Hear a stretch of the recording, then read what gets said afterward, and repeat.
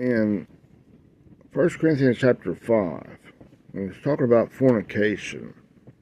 Okay, outside we know it's sexual immorality and all this stuff. Okay, we know it's harlotry, adultery, incest, unfaithfulness to your spouse or to whatever. Ooh, yuck. All right.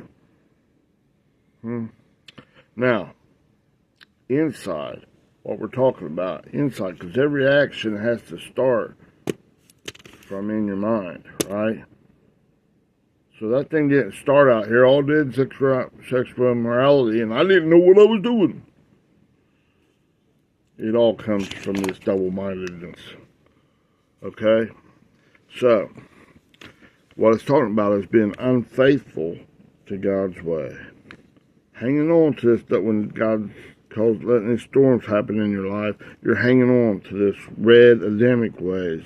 Being excessively, it says excessively, having an excessive adoration or reverencing this instead of reverencing God, or devotion to the false images instead of the real thing of a person's carnal mind, not God's.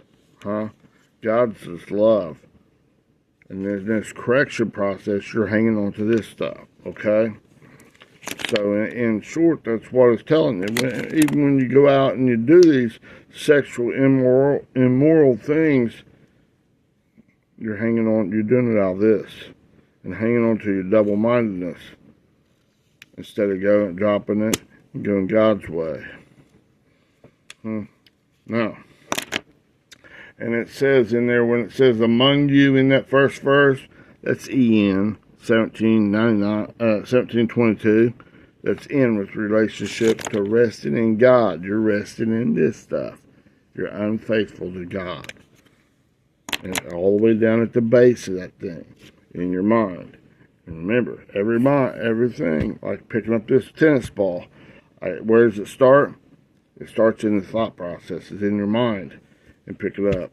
It didn't say, the hand is a bad dude. It made my mind do. It picked that thing up, and I didn't really want to. I was telling it not to, but it picked it up anyways.